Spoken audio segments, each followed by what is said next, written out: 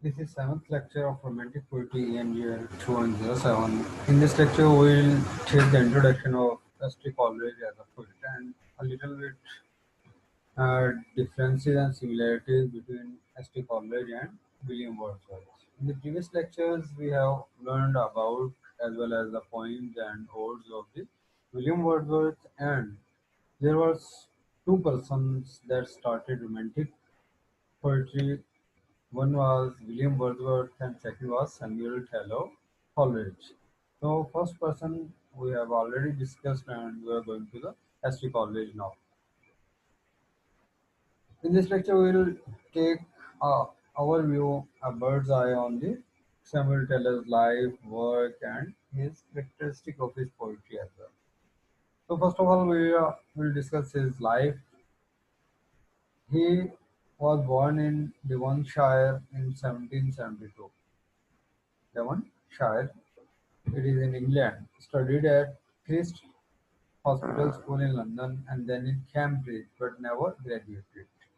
यानी वो Cambridge university में पढ़ते रहे लेकिन उनकी ग्रेजुएशन कंप्लीट नहीं हुई थी. और influenced by French revolutionary ideas, he planned with a friend a utopian commune-like society in Pennsylvania. यानी पेंसिल्वेनिया जहाँ उसकी बर्थ हुई थी उसी एरिया में उसने अपने दोस्तों में मिलकर यूटोपियन कम्यून लाइक सोसाइटी के बारे में डिसाइड किया था कि वहाँ वो ये सोसाइटी, तो ये यूटोपियन कम्यून लाइक सोसाइटी के फ्रेंच रेवोल्यूशन की बेस था. तो इस प्रोजेक्ट की कोई आउटपुट नहीं आई. उसने 1794 में अपने दोस्त की सिस्टर से शादी की. There was a problem with S.T. Coleridge and that problem was opium. यानी वो अफीम जो है वो कसीर मिकदार में लेता था. That was his problem. तो उसने अफीम लेने की आदत, लेकिन वो क्यों लेता था इसके पीछे जो हमारा आजकल का कोरोना वो नहीं हुआ. क्रॉनिक क्रॉनिक का मतलब disease that appears again and again, जो बार बार अटैक करे वाली डिजीज. तो क्रॉनिक रिमोक्सिन था उसे. रिमोक्सिन इसे हमारे यहाँ पंजाबी या उर्दू में गिंठिया का दर्द कहते हैं. और इसे आसान वर्ड्स में अगर कहें तो जोड़ों का दर्द होता है. इसके अंदर जोड़ों का दर्द इतना शदीद होता है कि इंसान उठने बैठने चलने फिरने से माजूर हो जाता है. तो उसकी दवाई उस दौर में बहुत अच्छी कोई नहीं थी. तो आजकल भी उसकी मेडिसिन तो हैं लेकिन कोई 100% उसका इलाज नहीं हो सकता है इंग्लिश मेडिसिन से.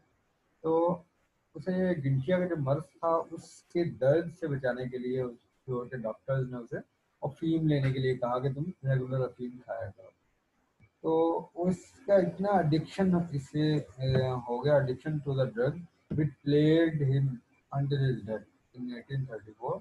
1834 तक वो ये 1772 में पैदा हुआ, जवानी में खाना शुरू किया अफीम, और 1834 तक ये अफीम खाता रहा और इसकी डेथ भी इसी वजह से हुई. और इसने पोइट्री लिखना कब स्टार्ट किया? He has started writing poetry after meeting with the William Wordsworth in 1799.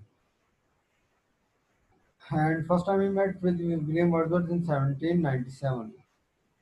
97 में उसकी मुलाकात हुई और 99 में वो लेक डिस्ट्रिक्ट में आ गया, और लेक डिस्ट्रिक्ट में आने के बाद उसे लेक पोइट में भी शुमार किया जाता है.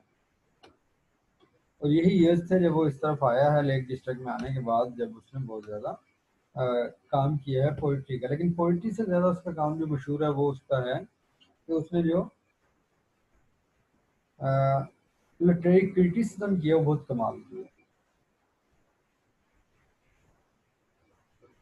आप लिटरेरी क्रिटिसिज्म मेरा ख्याल पढ़ रहे हैं अपने बीएस में. तो लिटरेरी क्रिटिसिज्म एसटी कॉलेज के जो थे वो बहुत आउट क्लास थी. उसने बाकी ज़िंदगी इसी काम पे काम किया है. पोइट्री में उसका काम या कलेक्शन थोड़ी सी है जिसे हम आज देख लेते हैं. रोमांटिक मूवमेंट जो इंग्लैंड में शुरू हुई थी, यहाँ उनमें दो लेक लेक पोइट बहुत मशहूर थे. एक जो विलियम वर्ड्सवर्थ और दूसरा एसटी कॉलेज. उसने जो पोइम लिखी हैं उनमें कुछ the rhyme of the ancient mariner, Kublai Khan, ये दो जो हैं मशहूर पोइम हैं. और इसका क्रिटिकल वर्क जो है उसमें 24 चैप्टर्स हैं जो बायोग्राफिया लिटरेरिया के नाम से 1815 से 17 के दरमियान उसने लिखा. उसके मेन वर्क में जो है the rhyme of the ancient mariner, the first poem of the collection lyrical ballads. Lyrical ballad में जो फर्स्ट पोइम है वो क्या है? The rhyme of the ancient mariner. और दूसरी जो है उसका क्रिस्टाबल, ये दोनों पोइम्स हम पढ़ेंगे। The rhyme of the ancient minor भी नेक्स्ट लेक्चर में, क्रिस्टाबल भी पढ़ेंगे, कुबला खान भी पढ़ेंगे, और बायोग्राफी लिटरेरिया ये भी उसने 1817 में लिखी। ये क्रिटिसिज्म का एक सब्जेक्ट होगा। कॉलेज पोइट्री में मेन कैरेक्टरिस्टिक क्या थी, मेन उसमें एलिमेंट्स कौन से थे? कंटेंट, फर्स्ट थिंग जो थी उसका कंटेंट क्या था? Extra ordinary super natural events. उसकी पोइट्री में मैक्सिमम सुपर नेचुरल इवेंट्स, यानी जिनको हम इमेजिनेशन में देख सकते हैं लेकिन रियलिटी में वो चीज़ें नहीं होती, परियों का होना और इस तरह अनसीन चीज़ें जो है उनका होना, ये तमाम चीज़ें नहीं है रियल में, लेकिन उसकी इस पोइट्री में होती है। What was his aim of writing the poetry? To give them a semblance of truth. He was representing the supernatural events, supernatural elements in a way that seems these things are truth. और तीसरी चीज जो उसकी characteristic उसकी poetry की थी वो थी style. Architecture, language rich in sound devices, उसकी लैंग्वेज बहुत रिच होती है साउंड डिवाइसेस में। और आर्चिक मेन हिस्टोरिकल लैंग्वेज यूज करता है, पुरानी लैंग्वेज यूज करता है। डिवाइसेस, लिटरेरी डिवाइसेस उसमें साउंड डिवाइसेस यूज होती हैं, लेकिन उसकी वोकैबुलरी सिंपल है और इजीली अंडरस्टैंडेबल है। और मेन इंटरेस्ट जो है इसके अंदर the creative power of imagination है। तो कॉलेज इमेजिनेशन क्या है? इमेजिनेशन एक प्राइमरी होती है, एक सेकेंडरी होती है। तो कॉलेज का नजरिया ये है कि जो ले मैन, कॉमन मैन है, उनके पास प्राइमरी इमेजिनेशन होती है। जब भी हम कहीं बैठे हैं, कुछ कर रहे हैं, तो हमारे जहन में इमेजिनेशन चल रही होती है unconsciously. That is called primary imagination. उसके बाद सेकेंडरी इमेजिनेशन। सेकेंडरी इमेजिनेशन वो होती है जो सिर्फ पोइट्स के पास होती है, पोइट्स के अलावा किसी और के पास नहीं होती। और which not only gives shape and order to a given word but builds new realities as well. ये जो पोइट्स के पास कॉलेज के मुताबिक इमेजिनेशन होती है, वो इमेजिनेशन ऐसी होती है जो superior to the real world. तो उस इमेजिनेशन को रियल वर्ल्ड, यानी अगर आपने रियल वर्ल्ड में कुछ देखा, बाद में उसको अपनी इमेजिनेशन में रिकॉल करते हैं, तो वो जो रियल वर्ल्ड में देखा होता है उससे भी ज़्यादा वो superior हो जाता है। जैसे हमारे प्रीवियस लेक्चर में, लेक्चर नंबर 6 में हमने सॉन्ग के बारे में पढ़ा था। वो लड़की जो है वो अकेली खड़ी फसलों में गाना गा रही थी, फसल भी काट रही थी। तो जो रियलिटी थी, अगर हम जाके उसको देखें तो मे भी वो हमें जो है ना पिक्चर शो ना हो, जो एक राइटर, जो एक पोइट उसमें से हमारे सामने पिक्चर लेके आ रहा है। तो the poets imagination is higher than the imagination of a common man according to Coleridge. He was a master in depicting fantastic scenes and hallucination atmospheres which looked real. वो ऐसी चीजें जो रियल नहीं लगती थी उनको रियल बना के रिप्रेजेंट करता था, ये उसमें खूबी थी। इसी फैकल्टी की वजह से वो कहा करता था the poet is a sort of super human being. तो पोइट जो वो ह्यूमन नहीं होता, सुपर ह्यूमन होता है। तो जिसको रिप्रेजेंट करता है, इस तरीके से रिप्रेजेंट करता है कि रियलिटी इज दिस, यही चीज रियलिटी जो वो प्रेजेंट कर रहा है। कॉलेज की नेचर क्या थी? Unlike words, it is not a moral guide और अ सोर्स ऑफ कॉन्सोलेशन। जो वर्ड्सवर्थ है वो मॉरल गाइड के तौर पे काम करता है कि तुम जो है ये मटीरियलिस्टिक वर्ड से दूर हो जाओ और रियलिटी की तरफ आ जाओ और नेचर की तरफ आ जाओ, नेचर को एंजॉय करो। इस तरह की थीम उसकी होती है। लेकिन जो कॉलेज है इसकी थीम ये नहीं होती। और एक और डिफरेंस है इसमें और वर्ड्सवर्थ में, he is not pantheist, he was a strong Christian faith. ठीक, वो क्रिश्चियन था और पैंथियस्ट नहीं था, यानी हर चीज़ में खुदा को नहीं कहता था कि हर चीज़ में खुदा है, जैसे वर्डवर्थ कहता था।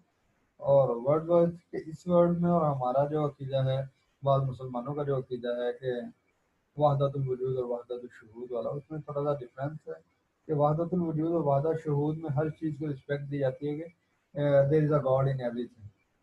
लेकिन जो पैंथियस्ट है वो कहते हैं गॉड तो एवरीथिंग में है, लेकिन उसको समझने के लिए इन तमाम चीज़ों को मिलाना पड़ेगा, कनेक्टिविटी की तरफ हो जाते हैं कि जब तक नेचर को ह्यूमन से, ह्यूमन को नेचर से नहीं मिलाएंगे, तब तक जो है गॉड विजिबल, गॉड हमारे अंडरस्टैंडेबल नहीं होगा। तो तीसरी, nature represents the awareness of the presence of the ideal in the real. कि नेचर बताती है कि जो रियल थिंग्स हैं उन्हीं में हम आइडियलाइजेशन को क्लास कर सकते हैं। In nature, God manifests himself both in natural elements like storms, winds, the moon, and in supernatural creatures, sea snakes, angels, which are as real as material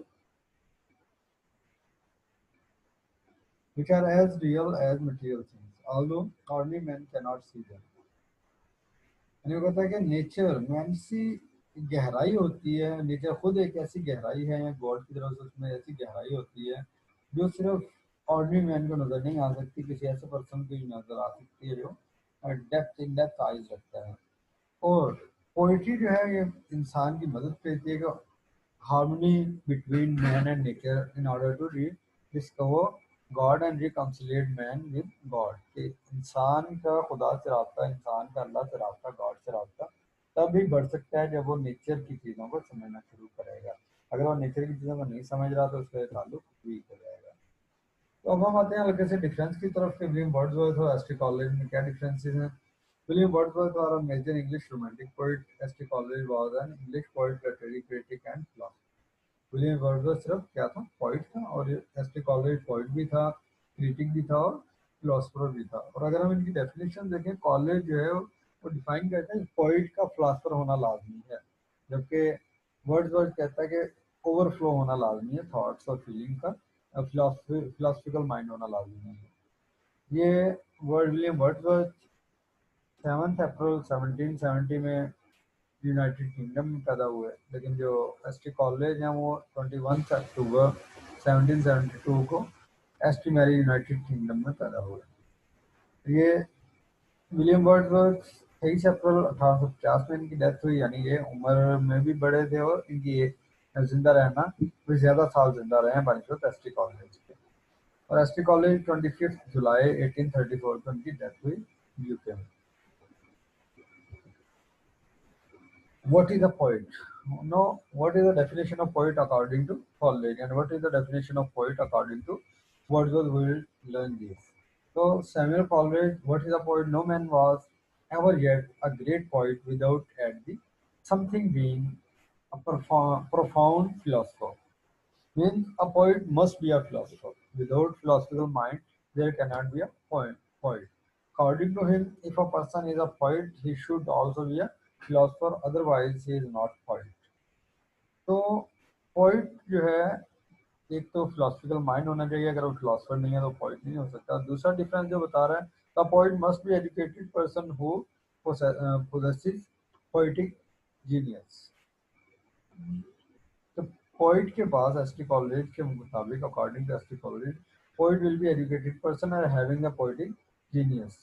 जैसे poetry का पता होती क्या है, कैसे लिखी जाती है, और उसके बाद उसको एजुकेटेड होना लाजमी है।